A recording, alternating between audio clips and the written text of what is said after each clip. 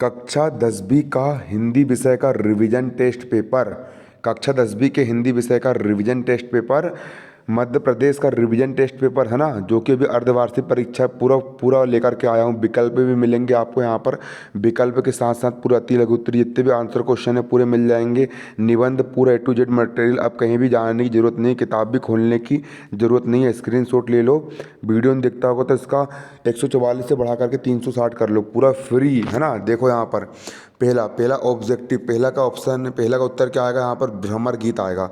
पहला सही विकल्प में पहला आएगा भ्रमर गीत है ना, भ्रमर गीत, भ्रमर गीत है ना, भ्रमर गीत विशिष्ट हिंदी है ना, भ्रमर गीत। दूसरे का हजारी प्रसाद द्विवेदी आएगा, दूसरे का क्या आएगा, हजारी प्रसाद द्विवेदी आएगा। तीसरे का अमरकंटक आएगा। चौथे का तत्पुरुष समास। पांचवे का विस्मय आएगा। अब प्रश्न क्रमांक 2, प्रश्न क्रमांक 2 में पहले का बिहारी आएगा, दूसरे का संप्रदाय आएगा, तीसरे का 101 आएगा, चौथे का 8 आएगा, पांचवे का यहाँ पर क्या आएगा, उद्दीपन आएगा। प्रश्न क्रमांक 3 के पहले का आएगा जाति, दूसरे का लाला लाजपत राय, तीसरे का सुश्रुत आएगा, चौथे का उपासक आएगा, पांचवे का 4 आएगा। प्रश्न क्रमांक 4 के पहला तुलसीदास, दूसरे का राम वृक्ष बेनीपुरी, तीसरे का यात्रा वृतांत, चौथे का शोक आएगा और पांचवे का अलंकार आएगा। अब प्रश्न क्रमांक 5 का उत्तर है ना, प्रश्न क्रमांक 5, सूरदास जी ने निर्गुण भक्ति को सगुण की अपेक्षा श्रेष्ठकर क्यों माना, ये क्वेश्चन है ना। इसका उत्तर यहाँ पर आपको ये दिया गया है, ये है ना, ये देखिए पूरा पूरा उत्तर दिया गया है। उत्तर, सूरदास निर्गुण की अपेक्षा सगुण भक्ति को श्रेष्ठकर मानते हैं क्योंकि निर्गुण ब्रह्मा की स्थिति के विषय में कुछ कह पाना संभव नहीं है। निराकार भक्ति मन और वाणी के लिए अगमनीय है। निर्गुण ब्रह्मा का न कोई स्वरूप है, न पहचान है, उसकी जाति गुण आदि का भी पता नहीं, उसे पाने की कोई युक्ति भी नहीं है। बिना आकार के आधार के मेरा मन कहाँ दौड़े, इसलिए सूरदास के साकार भगवान की भक्ति को श्रेष्ठ प्रतीत होती है। इसीलिए सूरदास के साकार भगवान की भक्ति की श्रेष्ठ प्रतीत होती है। अगला प्रश्न क्रमांक 6 का उत्तर, प्रश्न क्रमांक 6 क्या है, पीताम्बरधारी श्री कृष्ण के सौंदर्य का वर्णन कीजिए। रिवीजन टेस्ट है ना। प्रश्न क्रमांक 6 का उत्तर, तो देखो भैया मैंने छाट छाट करके इसको निकाल करके बनाया हूँ आपके लिए, बहुत मेहनत लगी दोस्तों। अभी रात के बज रहा है कितने, रात के 1 बजे वीडियो शूट हो रहा है आप लोगों के लिए है ना। और मेरा ये जो चैनल है यूट्यूब चैनल, इस यूट्यूब चैनल पर कक्षा 10वीं MP बोर्ड हिंदी मीडियम वाले बच्चों के लिए मैं पूरी गणित पढ़ाता हूँ, पूरा विज्ञान पढ़ाता हूँ, और हिंदी, अंग्रेजी, संस्कृत, सामाजिक विज्ञान, पूरा 10वीं क्लास की 10वीं बोर्ड परीक्षा की पूरी ऑनलाइन कोचिंग इस यूट्यूब चैनल पर आपको प्रोवाइड की जाती है। मेरा 10वीं क्लास में मैंने यही पेपर दिया था और मेरे वार्षिक परीक्षा में हिंदी में 100 में से 94 नंबर आए थे और कक्षा 10वीं में मेरा 90% है। और पिछले 4 साल से मैं कक्षा 10वीं की कोचिंग पढ़ा रहा हूँ। अगर आप मुझसे पढ़ना चाहते हो और यदि आपको अच्छे नंबर लेकर के आना है ना, अगर आप चाहते हो, देखो दोस्तों कक्षा 10वीं बहुत ज़्यादा इम्पोर्टेंट होती है ना। चलो उस है ना, आपको पढ़ना होगा तो आप सब्सक्राइब कर लेना। डेली वीडियो डल रहा है, डेली लाइव क्लास चल रही है ना। 1 घंटे की सुबह चल रही है, 2 घंटे की शाम की लाइव क्लास चल रही है, प्लस पूरे आंसर क्वेश्चन, पूरे paper A to Z provide किए जाते हैं इस चैनल पर आपको है ना, A to Z है ना। क्वेश्चन देखो, क्वेश्चन 6, पीताम्बरधारी श्री कृष्ण के सौंदर्य का वर्णन कीजिए। उत्तर, भगवान श्री कृष्ण का रंग श्याम था इसलिए इन्हें श्याम सुंदर कहते हैं। वे पीला वस्त्र धारण करते थे, उनके श्याम वर्ण के शरीर पर पीले रंग का वस्त्र बड़ी शोभा पाता था। पीला रंग पवित्रता, शीलता तथा रोचकता का प्रतीक माना जाता है। पीला वस्त्र पहनकर श्री श्याम सुंदर ऐसे लगते थे मानो नीलम मड़ियों के पर्वत पर प्रातःकाल के सूर्य की पीली किरणों की धूप पड़ रही हो। जैसे उगते हुए सूरज की किरणों से नीलम के पहाड़ों की शोभा बढ़ती है, वैसे ही पीले वस्त्र से श्री कृष्ण भी बड़े सुंदर तथा आकर्षक लग रहे थे। पीताम्बर धारण करने वाले श्री कृष्ण का अत्यंत विराट रूप रहा है। अगला देखो, अगला प्रश्न क्रमांक 7 ये बोल रहा है रीतिकाल के 2 कवि के नाम लिखना है। मैंने यहाँ पर देखो कितने सारे कवि ला दिया आपके लिए, कोई भी 2 कवि के रचनाएं लिख दो है ना। केशव दास, रामचंद्रिका, कवि प्रिया, रसिक प्रिया, वीर सिंह देव चरित रतन, बावनी एवं जहांगीर जस चंद्रिका। भिखारी दास की काव्य निर्णय, छंद प्रकाश, श्रृंगार निर्णय, रस सारांश। मतीराम की छंद सागर। हम ना जितना लिखोगे उतने अच्छा रहेगा, है ना। ये प्रश्न क्रमांक 8 के अध्याय का उत्तर, है ना। प्रश्न क्रमांक 8 आपका जो पेपर में प्रश्न क्रमांक 8 आया उसके अध्याय का उत्तर दे रहा हूँ यहाँ पर मैं। भाषा परंपरा से प्राप्त रूप है, किंतु यह निरंतर समय के साथ बदलती, कटती, छटती रहती है। अनावश्यक छट जाता है और आवश्यक जुड़ जाता है। आज की भाषा वैदिक युग से लेकर आज तक निरंतर प्रवाहमान रूप से चली आ रही है, परंतु यह भाषा ना तो वैदिक काल की है न भ्रंश काल की। यह तो समकालीन संदर्भों में नवीन रूप धारण कर विकसित होती चली आ रही है। प्रश्न क्रमांक 9 का अथवा का उत्तर। प्रश्न क्रमांक 9 के अथवा का उत्तर। कहानी और उपन्यास में 4 अंतर इस प्रकार है। कहानी छोटे आकार की होती है जबकि उपन्यास बड़े आकार के होते हैं। कहानी में जीवन का आंशिक चित्रण होता है जबकि उपन्यास में जीवन का बृहद चित्रण होता है। कहानी लगभग आधे घंटे में पढ़ी जा सकती है जबकि उपन्यास लंबे समय में पढ़ा जाता है। कहानी प्रारंभ से लेकर अंत तक सघन प्रभाव डालती है जबकि उपन्यास का प्रत्येक स्थल प्रभावी नहीं होता है। प्रश्न क्रमांक 10 के अथवा का उत्तर, है ना। सुश्रुत संहिता शल्य चिकित्सा की विशद जानकारी देने वाला ग्रंथ है।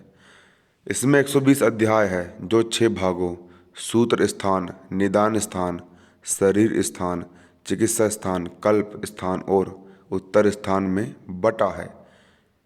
इसमें शल्य चिकित्सा की विधियों, काम में आने वाले यंत्रों एवं शास्त्रों की व्यापक जानकारी दी गई है।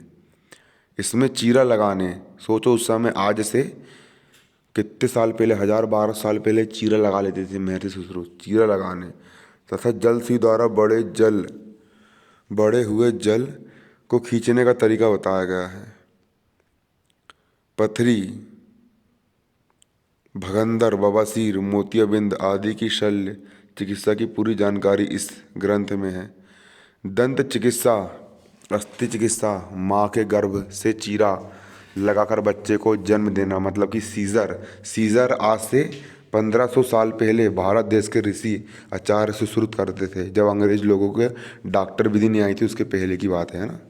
पूरी हिंदी पढ़ा चुका हूँ, है ना अभी, है ना। देखो, चीरा लगाने, दंत चिकित्सा, अस्थि चिकित्सा, माँ के गर्भ से चीरा लगाकर बच्चे को जन्म देने की शल्य क्रिया, काया श्रृंगार, प्लास्टिक सर्जरी आदि की तरह तरह शल्य चिकित्सा का वर्णन सुश्रुत संहिता में मिलता है।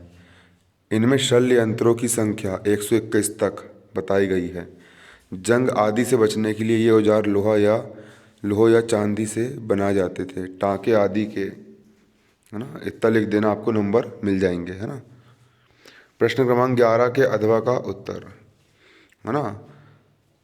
इस समास में दोनों पद प्रधान होते हैं, है ना। क्या है आपका ये द्वंद्व समास, है ना, द्वंद्व समास, है ना। द्वंद्व समास में कल लिख रहा है ना।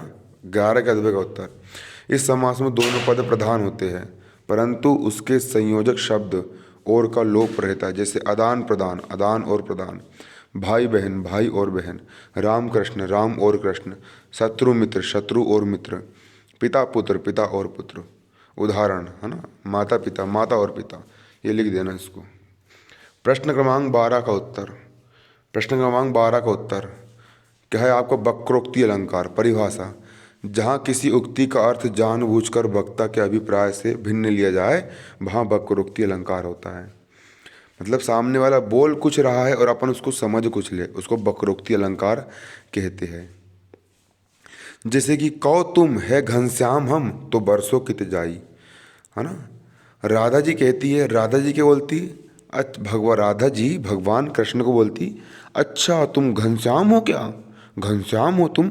भगवान कृष्ण का दूसरा नाम घनश्याम था, है ना। तो राधा जी बन करके पूछती, बन करके बोलती है ना, बन करके, अच्छा कौन, तुम घनश्याम हो, अच्छा घनश्याम हो तुम, अच्छा घन मतलब बादल हो तुम, तो बरस जाओ ना भैया पानी के जैसे, हमको क्या बता रहा तुम्हारा नाम घनश्याम, है ना। तो मतलब कि जबकि राधा जी जानती थी कि वो घनश्याम उनका नाम है, लेकिन वो घनश्याम का अर्थ किससे लगा रही है? बादल से लगा रही है ना।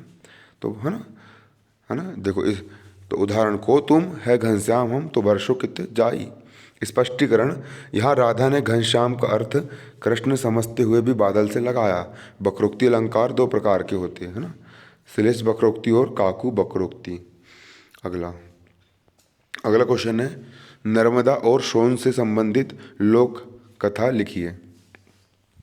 तो देखो, लोक गाथाओं के इतिहास की अनेक धाराएं अपने रूप ग्रहण करती है। अमरकंटक में भी लोक गाथाओं का विश्वास के योग्य रूप विद्यमान है। लोक में नर्मदा और सोन की प्रणय कथा प्रचलित है। यह कथा अमरकंटक के भूभाग में ही जन्म लेती है। सोन नदी अपने उद्गम स्थल से सैकड़ों फुट की ऊंचाई से गिरती है, जबकि नर्मदा अपने उद्गम कुंड से निकलकर एकदम शांत और सूक्ष्म रूप में बहती है। लोक में प्रचलित नर्मदा और सोन की प्रणय कथा मिथकीय है। अब प्रश्न क्रमांक 14 का अथवा का उत्तर। प्रश्न क्रमांक 14 अथवा का उत्तर का पहला, मन के भाव को मनोभाव कहते हैं। निरंतर चलने वाला, गतिशील होता है और महिमा से परिपूर्ण महिमामय होता है। अब प्रश्न क्रमांक 15 के अथवा का उत्तर। प्रश्न क्रमांक 15 के अथवा का उत्तर, है ना, इसमें अतिशयोक्ति अलंकार की परिभाषा लिखना है, मोस्ट इंपॉर्टेंट है। अतिशयोक्ति अलंकार का मतलब जो होता है भाइयों, किसी भी बात को बढ़ा चढ़ा करके बोलना। कई लोग होते हैं ना ऐसे, है ना, अपनी बात, अरे मैं तो वहाँ गया था, मैंने ये करा, मैंने वो करा, मतलब एक की दो बताना, एक की दो, दो की चार बताना, उसको अपन वक्रोक्ति अलंकार बोलते हैं। बढ़ा चढ़ा करके किसी भी बात को बताना, है ना, बढ़ा चढ़ाकर बोलना, उसको अतिशयोक्ति, अतिशयोक्ति, अति कर दी बात की, अतिशयोक्ति कर दी उसको, अतिशयोक्ति। अरे दोस्तों, अभी तो तुमको पेपर दे रहा हूँ, मैंने अपने चैनल पर इतने मज़ेदार तरीके से हिंदी पढ़ाता हूँ, तुम पढ़ोगे तुमको मज़ा आ जाएगा बिल्कुल, है ना। हिंदी पढ़ना है तो बिल्कुल सब्सक्राइब कर लेना, पूरा हिंदी पढ़ा दूंगा तुम लोग को मैं। जो विषय पढ़ना है कमेंट करो, बिल्कुल वो विषय पढ़ा दूंगा, है ना। 4 साल से कोचिंग पढ़ा रहा हूँ, है ना। ये होता है परिभाषा, जहाँ लोक की मर्यादा को पार करके किसी वस्तु का अत्यंत बढ़ा चढ़ा कर वर्णन किया जाए, वहाँ अतिशयोक्ति अलंकार होता है। उदाहरण, पत्रा ही तिथि पाइये बा घर के चहु पास, नित प्रति पुण्योई रहत आनंद ओप उजास। यहाँ नायिका के मुख की कांति का अतिशय बढ़ा चढ़ाकर वर्णन किया गया है। अब प्रश्न क्रमांक 16 का उत्तर। प्रश्न क्रमांक 16, है ना, प्रश्न क्रमांक 16 में आता है आपका क्या? कवि परिचय। कवि परिचय, यहाँ पर सूरदास जी का कवि परिचय दिया गया है। तो सूरदास जी का कवि परिचय, इसमें तो रचनाएं, आपको 2 रचनाएं लिखना पड़ता है। तो 2 रचनाएं, पहली हो गई सूर सागर और दूसरी सूर सारा वाली। अब भाव पक्ष और कला पक्ष। भाव पक्ष में पहला भाव तथा विचार। कृष्ण लीलाओं के अमर गायक सूरदास के काव्य में भक्ति, वात्सल्य एवं श्रृंगार की त्रिवेणी प्रवाहित है। उन्होंने वात्सल्य का कोना कोना झांका है तथा सगुण कृष्ण भक्ति का भावमय अंकन किया है। विनय, माधुर्य एवं सांख्य भाव की भक्ति का मिश्रण सूर के काव्य में है।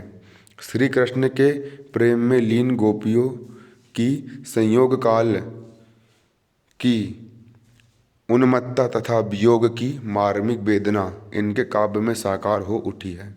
भ्रमर गीत में उनके बहुविध वर्णनों को पढ़कर हृदय गदगद हो उठता है। अगला तुम्हारा कला पक्ष। कला पक्ष में भाषा तथा शैली। सूरदास ने सुललित एवं माधुर्यमयी ब्रज भाषा में काव्य रचना की है। इनकी भाषा में सरलता, तरलता, सरसता, माधुरता एवं स्वाभाविकता के सर्वत्र दर्शन होते हैं। व्यंग, वक्रता तथा वाग वैधग्य सूर की भाषा की विशेषताएं है। सूर ने गेय पद शैली को अपनाया है। इनके पदों में भावुकता, तीव्रता एवं संगीतात्मकता का अद्भुत समन्वय है। साहित्य में स्थान। सूरदास भक्ति काल की कृष्ण भक्ति धारा के प्रतिनिधि कवि है।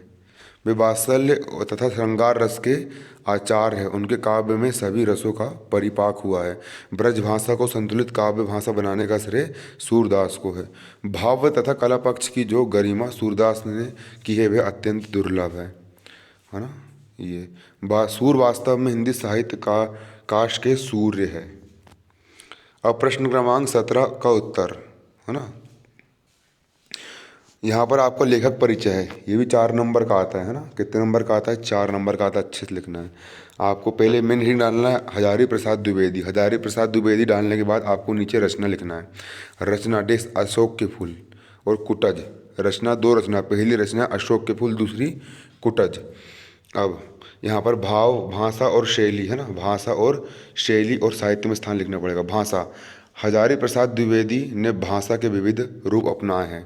द्विवेदी जी की भाषा का एक रूप संयत और गंभीर है जो कि विचारात्मक निबंधों में प्राप्त होता है। भावों और विचारों के अनुरूप गतिशील बनाने में भाषा बड़ी सशक्त और बलवती है। द्विवेदी जी की भाषा का एक व्यवहारिक रूप भी है। आपने भाषा को प्रभावपूर्ण बनाने के लिए जहाँ तहाँ उर्दू, अंग्रेजी आदि शब्दों का भी प्रयोग किया है। इस प्रकार की भाषा में चपलता, व्यंग, वक्रता, कहावतों और जन प्रचलित भाषा के साधारण शब्दों का प्रयोग भी दिखाई पड़ता है। सामान्य प्रचलित शब्दों के प्रयोग में द्विवेदी जी बड़े उदार हैं। उनकी भाषा का यह रूप हिंदी भाषा के विकास की दृष्टि से बड़ा हितकारी है। इस प्रकार भाषा के क्षेत्र में द्विवेदी जी पूरे भाषा भंडारी है। आपका शब्द चयन सार्थक और सटीक है। आपकी भाषा अलंकारिता, चित्रोपम, सजीवता आदि गुणों से परिपूर्ण है। अगला तुम्हारा शैली। भाषा के समान ही द्विवेदी जी की रचनाओं में शैली के भी विविध रूप दृष्टिगोचर होते हैं। पहला, विचारात्मक शैली।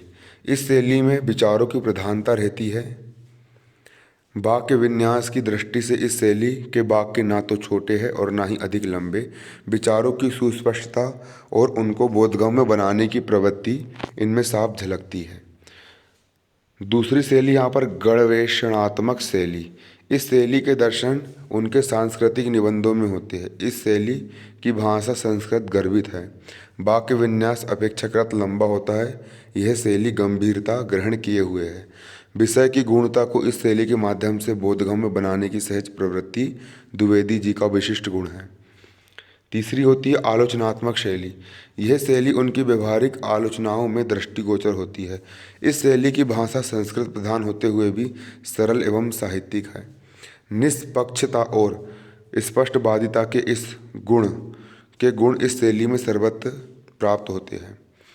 चौथी तुम्हारी भावात्मक शैली। द्विवेदी जी जहाँ भावुक हो उठते हैं वहाँ उनकी शैली की छटा दीख पड़ती है। सरसता, भाव प्रवणता और विचारों की तीव्रता इस शैली के सहज गुण हैं। भावुकता, प्रभाव और माधुर्य इसकी विशेषताएं है। इसमें उनका हृदय पक्ष बड़े मनोहर रूप में प्रकट हुआ है। अगली है ना व्यंग्यात्मक शैली। इसको भी आप लिख देना है ना। हास्य और व्यंग स्थल पर हमें उनकी शैली के दर्शन होते हैं। तीन अपने हिसाब से लिख देना है ना। साहित्य में स्थान क्या होता है? साहित्य में स्थान भारतीय संस्कृति एवं दर्शन के प्रकांड पंडित आचार्य हजारी प्रसाद द्विवेदी की हिंदी सेवाएं अपरिमित है। इतिहास, निबंध, समीक्षा के माध्यम से आपने रचनाकार में उत्कृष्ट मानदंड स्थापित किए हैं। हिंदी साहित्य आपका सदैव ऋणी रहेगा। प्रश्न 18 का अथवा का उत्तर। यहाँ पर आपको संदर्भ, प्रसंग, अर्थ लिखना पड़ता है ना। यहाँ पर बर से लेकर के अनमोल की है ना। ये सबसे पहले यहाँ पर आप इसका संदर्भ लिखोगे। संदर्भ में आपको क्या लिखना है? देखो यहाँ की आपकी उसकी व्याख्या भी लिखना है ना। क्या लिखना है? इसकी व्याख्या लिखना, संदर्भ, प्रसंग, अर्थ लिखना है। बरदंत, पंगति, कुंदी, कल, अधराधर, पल्लव, खोलन की है ना। इसका जो संदर्भ आएगा ना आपका, ये संदर्भ आपको इसको पूर्वानुसार नहीं लिखना है। यहाँ पर आपको लिखना है प्रस्तुत पद्यांश हमारी पाठ्य पुस्तक। प्रस्तुत पद्यांश आपको क्या लिखना है? यहाँ पर संदर्भ में आपको लिखना है। संदर्भ में बोल रहा हूँ है ना। गाइड में इसका नहीं दिया है, मैं बोल रहा हूँ। मैं बोल रहा हूँ, आपको बोल करके लिखवा रहा हूँ, है ना। मैं बोल करके लिखवा रहा हूँ। सब लोग डालो हेडिंग संदर्भ। संदर्भ में डेस पाड़ के लिखो। संदर्भ में डेस पाड़ के लिखो। प्रस्तुत पद्यांश, प्रस्तुत पद्यांश हमारी पाठ्य पुस्तक, प्रस्तुत पद्यांश हमारी पाठ्य पुस्तक, हमारी पाठ्य पुस्तक नवनीत हिंदी विशिष्ट के, प्रस्तुत पद्यांश हमारी पाठ्य पुस्तक नवनीत हिंदी विशिष्ट के वात्सल्य भाव नामक पाठ के, वात्सल्य भाव नामक पाठ के उचित शीर्षक कवितावली से अवतरित किया गया है, कवितावली से अवतरित किया गया है। इसके कवि तुलसीदास जी है। ये आपको संदर्भ में लिखना है ना। इसके कवि तुलसीदास जी है। अब प्रसंग यहाँ पर लिखा है, इस पद में बालक राम के रूप सौंदर्य का मोहक वर्णन किया गया है। और व्याख्या आपको रही, बालक से लेकर रही हो तक लिखना है। बालक श्री राम के दांतों की श्रेष्ठ पंक्ति कुंद की कली के समान सुंदर है। उनके बोलने पर ऊपर तथा नीचे दोनों ओर ओष्ठ कमल लाल लाल पत्तों की तरह खुलते हैं। उनके श्याम वर्ण वाले वक्ष स्थल पर शोभायमान बहुमूल्य मोतियों की माला ऐसी लग रही है जैसे बादलों के मध्य बिजली चमक रही हो। इतना लिखना है। विशेष भी लिखना है आपको, विशेष, है ना। विशेष का पहला पॉइंट, शिशु राम की दंत पंक्ति, होठों, माला, लटाए, कुंडल आदि की शोभा का मनोहारी अंकन हुआ है। शुद्ध साहित्यिक अवधि भाषा में विषय का प्रभावी प्रस्तुतिकरण हुआ है। उपमा, अनुप्रास, अलंकार तथा पद मैत्री का सौंदर्य सहज ही आकर्षित करता है। अब प्रश्न क्रमांक 20 का उत्तर। प्रश्न क्रमांक 20 का शीर्षक है मनुष्य का जीवन। आपको यहाँ पर शीर्षक और सारांश लिखने के लिए आया है ना। इसका सारांश, सारांश क्या आएगा इसका? मनुष्य का जीवन संघर्षमय है। यह संसार कर्म करते रहने वाले मनुष्यों के आधार पर ही टिका हुआ है। देवता भी उनसे ईर्ष्या करते हैं। धन्य है मनुष्य का जीवन। ये आपका ने इसका सारांश लिख दिए। अगला, मनुष्य अपने कर्म बल के कारण श्रेष्ठ माना गया है।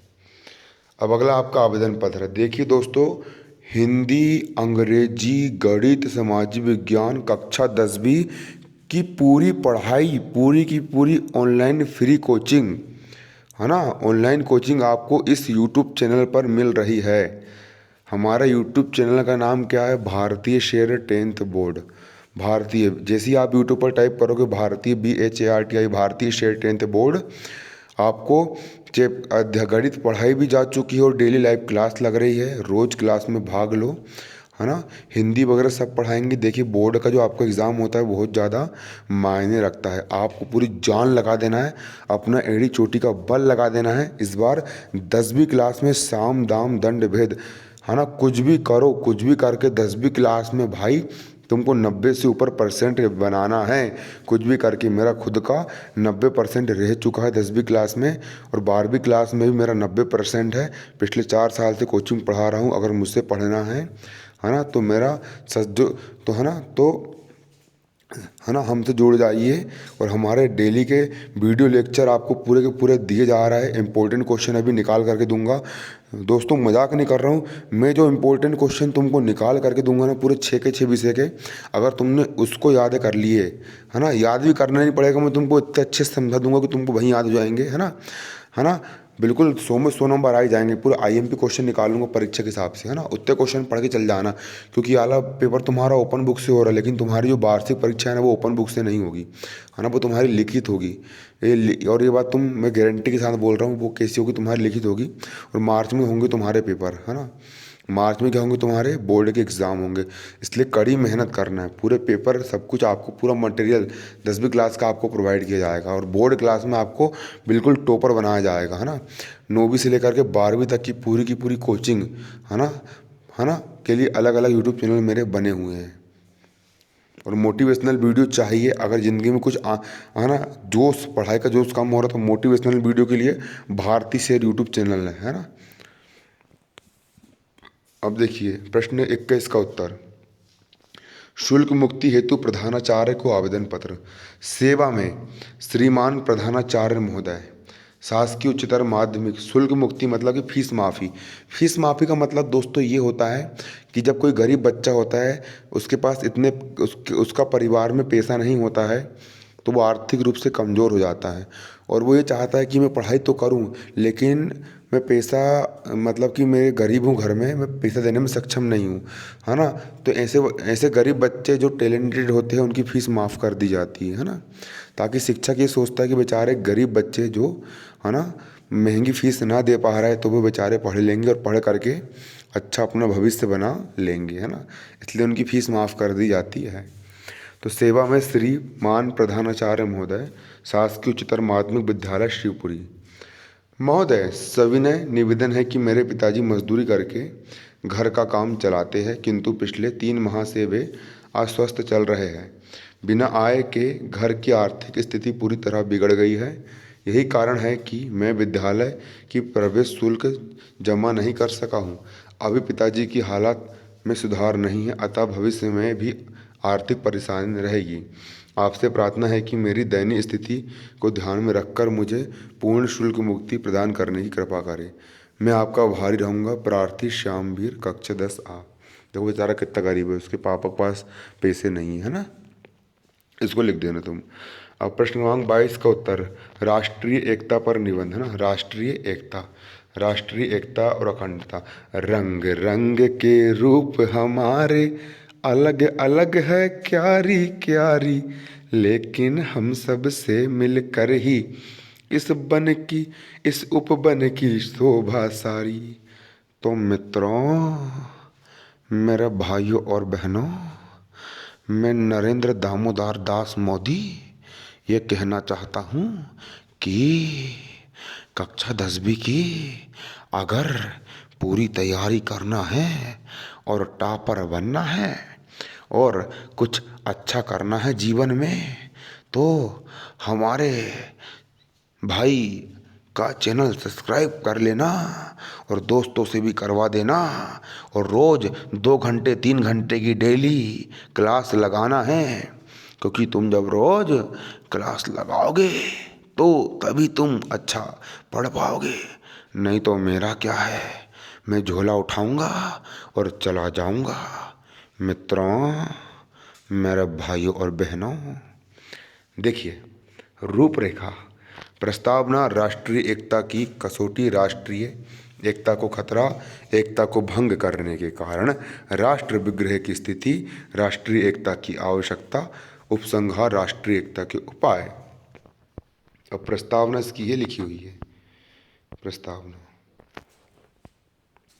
राष्ट्र का निर्माण करने वाले तत्व भूमि, उस पर निवास करने वाले मनुष्य एवं उनकी संस्कृति है। भूमि के कण कण से वहाँ के निवासियों को इतना प्यार होता है कि वे उसके लिए अपना सब कुछ बलिदान कर देते हैं। यह आवश्यक नहीं है कि राष्ट्र के निवासी समान धर्म, जाति तथा संस्कारों वाले हो। उनकी संस्कृति में भी थोड़ा बहुत अंतर हो सकता है, किंतु आवश्यकता इस बात की है कि राष्ट्र के निवासी मन के स्तर पर एक हो। वे अपने राष्ट्र के लिए मिलकर कार्य करें। आर्थिक एवं सांस्कृतिक विकास देखते करते हुए उसकी शक्ति को बढ़ाए। विभिन्नताओं के मध्य एकता स्थापित करके राष्ट्रीय धारा का अंग बने। राष्ट्रीय एकता की कसौटी। राष्ट्रीय एकता की परख नित्य प्रति के व्यवहारों से होती है। व्यक्तिगत स्वार्थ, सम्मान आदि से प्रेरित होकर हम सब राष्ट्र को तोड़ते हैं या कमज़ोर बनाने वाले कार्य करना ही राष्ट्रद्रोह है, तथा समाज हित को ध्यान में रखकर राष्ट्र को जोड़ने तथा शक्तिशाली बनाने वाले कार्य राष्ट्रभक्ति कहलाएंगे। सच्चा राष्ट्रभक्त अपने देश पर सर्वस्व बलिदान कर देने को तैयार रहता है। मातृभूमि को रक्त हमारा अर्पित है, बलिदानों के चंदन से यह चर्चित है। राष्ट्रीय एकता को खतरा। आज राष्ट्रीय एकता को खतरा हो गया है। भारत एक ऐसा राष्ट्र है जहां अनेक धर्म, जातियां, वर्ग परस्पर प्रेम से युक्त होकर वर्षों के जीवन यापन करते चले आ रहे हैं। एक ही मोहल्ले गांव क्षेत्र में रहने वाले ये हिंदू मुस्लिम सिख ईसाई बिना किसी भेदभाव के सौहार्दपूर्ण रहते आए हैं। इनमें कभी कभी पर्वों त्योहारों रीति रिवाजों या आचार विचारों पर टकराव नहीं हुआ, किंतु आज भारत में राष्ट्रीय एकता को खतरा हो गया है। यहाँ धर्म जाति संप्रदाय भाषा आदि के नाम पर बिखराव के स्तर सुनाई पड़ने लगे हैं। इनका प्रारंभ अंग्रेजों की कूटनीति से हुआ। उन्होंने भारत को आज़ादी देने से पूर्व हिंदू मुस्लिम द्वेष के बीज बो दिए। इसी के परिणाम स्वरूप पाकिस्तान बना, सांप्रदायिक विद्रोह मचे तथा अपार जनधन की हानि हुई। एकता को भंग करने के कारण, इसको भी आप लिख लेना। राष्ट्र विग्रह की स्थिति, इसको भी आप लिख लेना, है ना, ये आपको लिख लेना है। राष्ट्रीय एकता की आवश्यकता, इसको भी आपको यहाँ से ये लिख लेना है। ठीक, इसके बाद ये, इसको भी आपको लिख लेना है। उपसंहार, ये इसको भी आपको लिख लेना है। अगला, पुस्तकालय का महत्व, पुस्तकालय, इसमें टिप्पणी बस लिखना था। प्रस्तावना, पुस्तकालय का स्वरूप, पुस्तकालय, पुस्तकालय से लाभ और उपसंहार। धन्यवाद। जय हिंद, जय भारत।